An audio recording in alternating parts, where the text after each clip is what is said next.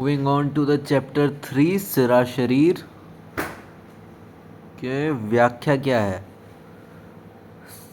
सरनाथ सिरा द्रव्य वहन करने के कारण उसे सिरा कहा जाता है। ठीक है। शरीर के वह सभी नालियाँ जो धातुओं का पोषण करके वहन करती हुई अपने केंद्र स्थान नाभि माना गया बाय द वे या फिर हृदय तक पहुंचाती हैं उसे सिरा कहते हैं। जो शरीर के रक्त को हृदय की तरफ ले जाती हैं उसे सिरा कहते हैं। ठीक है, पॉइंट टू बी नोटेड, शरीर के रक्त को हृदय की तरफ, इसका मतलब क्या है, ये when, a blood vessels that convey blood from tissues back to the heart, a blood vessel carrying deoxygenated blood to the heart except pulmonary veins। Okay, ये तो पढ़ाई होगा यार सबने। स्वरूप आचार्य सुश्रुत के अनुसार जैसे जल हारिणियों द्वारा अपवन का और ये क्या है क्यारियों व छोटे जल मार्गों द्वारा क्षेत्र मतलब खेत का संचयन और पोषण होता है, उसी प्रकार सिराओं के आकुंचन और प्रसरण द्वारा शरीर का उपस्नेहन और परिपालन होता है। यहाँ पे इन्होंने एग्जाम्पल दे दिया कि जैसे नदियों द्वारा ये समुद्र का और छोटे छोटी क्यारियों द्वारा पूरे खेत का सिंचन और पोषण होता है, वैसे ही सिराओं के कॉन्स्ट्रिक्शन और डायलेशन माने आकुंचन और प्रसारण द्वारा ही शरीर का उपस्नेहन और परिपालन, ये भी पोषण और सिंचन के सिमिलर टर्म्स हैं बाय द वे। वृक्षों के पत्तों की सेवनियों के समान सिराएं फैली हुई होती हैं, जैसे पत्तों के ऊपर नहीं होती वो डंडियाँ सी फैली हुई। इन सिराओं का मूल स्थान नाभि है। नाभि से ये सिराएं ऊपर तिरछ मतलब साइडवेज और नीचे की ओर फैलती हैं। उत्पत्ति स्थान, सिराओं का मूल स्थान नाभि है। प्राणियों के शरीर में जितनी सिराएं उत्पन्न होती हैं वह सभी नाभि से संबंधित रहती हुई चारों ओर फैलती हैं। कि प्राणियों के प्राण नाभि में स्थित होते हैं और प्राणों पर नाभि आश्रित है। ये गर्भ के टाइम से शुरू हो जाता है, जब हम नाभि को मेन चीज़ मानना शुरू करते हैं। As even before birth it is solely responsible for our survival. Okay, जैसे पहियों के मध्य भाग के से आवृत रहता है वैसे ही सिराओं से नाभि घिरी हुई रहती है। यहाँ पर प्राण शब्द का अर्थ है रक्त, क्योंकि नाभि के द्वारा ही रक्त का संवहन गर्भावस्था में हुआ करता था।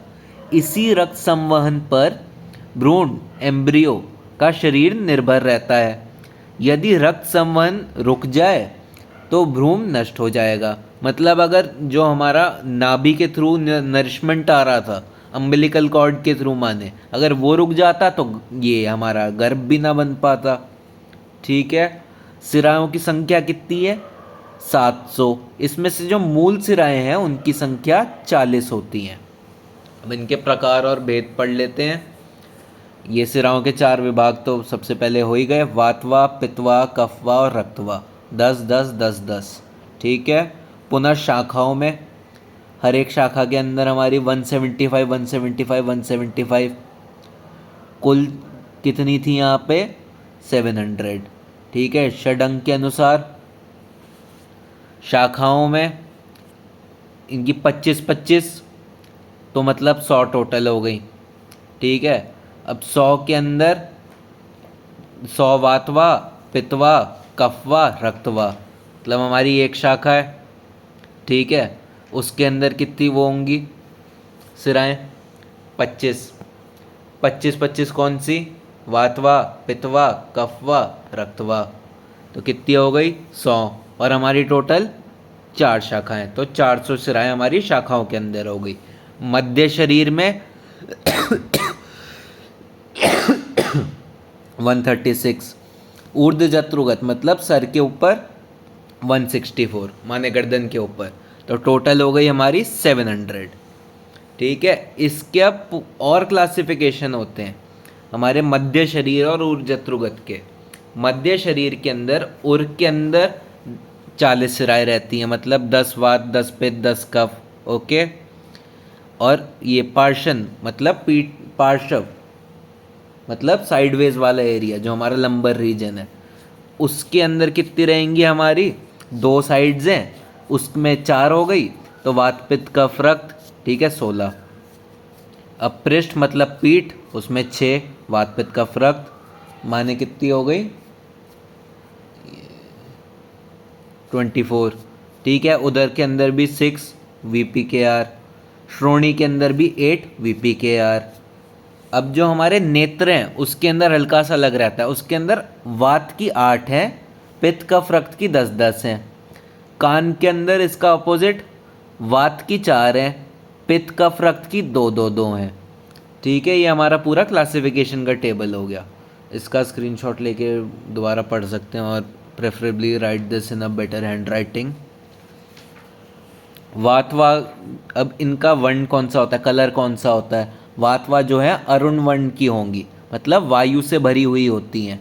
पित्तवा जो है वो नीले वर्ण की होंगी, माने उष्ण होती हैं। कफवा जो होती हैं श्वेत रंग की होंगी, माने शीत होती हैं। रक्तवा जो है रोहिणी, मतलब रक्त के ही कलर की होती है, ना ये ज़्यादा ठंडी होती है ना ये ज़्यादा गर्म होती है, ना अति उष्ण ना अति शीत। अब सिराओं का सर्वत्व, मतलब देखा जाए तो वात आदि प्रधान स्थानों में वात आदि दोषवाहक सिराओं को वात आदि का पोषण होने से ही वात वाहिनी, पित्त वाहिनी, कफ वाहिनी और रक्त वाहिनी आदि नाम दिए जाते हैं। मतलब जिस स्थान में जिस दोष का वो सिराएं पोषण कर रही होती है उनके बेस पे ही नाम है। अब समस्त शरीर में हर जगह ये सारी चीज़ें तो हैं ही, वात पित्त कफ रक्त, तो जिस पर्टिकुलर सबकी अलग अलग सिराएं बताई गई हैं, यही बात यहाँ पे कही गई है। फिर भी प्रत्येक सिरा केवल वात पित्त कफ का ही वहन नहीं करती, किंतु सिराएं प्रयुक्त दोष एवं रक्त का पोषण रस का वहन करती हैं। इसी कारण इन्हें सर्वराह कहा जाता है। ये सब घूमेगा किसके थ्रू? रस के थ्रू। ठीक है। सभी सिराएं अपने अपने स्थानों में होती हुई कार्य करती हैं, किंतु दोष सर्व शरीर में व्याप्त है। अतः जब किसी दोष का प्रकोप होता है तब भी वे दोष प्रत्येक सिरा द्वारा वहन कर स्थान विशेष में विकार उत्पन्न करता है। इसी कारण इसे सर्वरात वहन सिद्ध कहा जाता है। अब ये हमारी आयुर्वेद में थ्योरी है कि जो दोष हैं वो शरीर में घूमते तो रहेंगे, अगर वो कुपित भी हों प्राकृत भी हों तब भी। जब उन्हें ख वैगुण्य खाली स्थान मिलता है तो वहाँ पे वो इकट्ठा होकर व्याधि उत्पन्न करती हैं। तो ये सब घूम किसके थ्रू रहा होगा? Can you guess? Of course रस के थ्रू। और रस किसके थ्रू जा रहा है? सिरा और धमनियों के थ्रू। ठीक है। अब सिराओं का कार्य क्या क्या है? प्राकृत कर्म और विकृत कर्म दो होते हैं, मतलब नेचुरल स्टेट में वो क्या काम करती हैं और बीमार होने के बाद उनकी क्या क्रिया रहती है। अब वातवाह सिराओं का प्राकृत कर्म क्या है? शुद्ध वायु अपनी सिराओं में अच्छी तरह से संचार करे तो समस्त क्रियाएं यथा योग्य होती हैं। वात जो है पूरी गति और क्रियाओं को करवाने के लिए रिस्पॉन्सिबल है, तो अगर ये ढंग से काम करेंगी तो सारी क्रियाएं भी ढंग से होंगे। जब ये विकृत हो जाएंगी, कुपित वायु के अनेक प्रकार के वायु रोग उत्पन्न हो जाते हैं, जैसे संधिशूल मतलब जॉइंट पेल, अपचन, इंडाइजेशन आदि। ठीक है। अब पित्तवाओं का देख लेते हैं। शुद्ध पित्त अपनी सिराओं में संचार करे तो अन्न में रुचि, जठर अग्नि में प्रबलता, कांति और निरोगता आदि गुण होते हैं। ठीक है। सारे पित्त वाले काम की भूख बढ़ाएगा, जठर अग्नि को ठीक करेगा, वो लाएगा हमारी स्किन पे ग्लो और इम्यूनिटी का भी काम करेगा। ठीक है। विकृत होने के बाद क्या करेगा? पित्तजन्य रोग जैसे अमल पित्त, कंडू मतलब इचिंग। ठीक है। अब कफ का क्या होगा? शुद्ध कफ अपनी सिराओं में संचार करे तो अंगों में स्निग्धता, संधियों में स्थिरता, उत्साह, दृढ़ता आदि गुण उत्पन्न करता है, जो प्राकृत इन सबके कर्म होते हैं। ठीक है। अब कुपित होने के बाद क्या करेगा? कफजन्य रोग जैसे अरुचि, नींद अधिक आना। ठीक है। अब रक्त का क्या है? शुद्ध रक्त सिराओं में संचार करे तो सब धातुओं का परिपूर्ण और सुंदर रूप आदि गुण होते हैं, मतलब रक्त ढंग से पोषण कर पाएगा। अगर वो भी कुपित हो गया तो क्या होगा? रक्तजन्य रोग जैसे रक्तपित्त, रक्तचाप, हाइपरटेंशन वगैरह वगैरह। अब अवेद्य सिराएं जिन पे बिल्कुल भी कट नहीं लगाना, वो प्राणहर मानी गई हैं। ठीक है। शरीर में कुछ ऐसी सिराएं भी हैं जिनके वेदन मतलब पंचर या फिर कट लगने होने से मृत्यु अथवा विकलता होती है, मतलब व्याधि उत्पन्न हो जाती है। अधिकतर ये सिराएं मर्म स्थानों से संबंधित होती है। मर्म जो है प्राणों का मेन स्थान माना गया है, अतः वेदन करते समय इनका ज्ञान आवश्यक है। ठीक है। मतलब सर्जरी के टाइम भी ये ध्यान रखना है कि इन पे कट ना लग जाए। सी बहुत सारी इंपॉर्टेंट वेन्स भी होती हैं। अब अवैध सिराओं की संख्या कितनी होती है? अवैध सिराओं की संख्या 96, ये 98। ठीक है। शाखाओं के अंदर 16, मध्य शरीर में 32, ऊर्जत्रुगत में 50 और कुल जो है 98। ठीक है। इसके आगे बस इसका मॉडर्न से रिलेशन बता रखा है कि हाँ कैसे ये वेन्स हैं। And that is the end of our chapter. Thank you and bye bye. ये वाला पार्ट खुद पढ़ लेना as it is not that hard. किसी को पढ़ना है यहाँ से तो ये लो स्क्रीनशॉट ले लेना। 1 2 3 4 5 6 7 बाय बाय।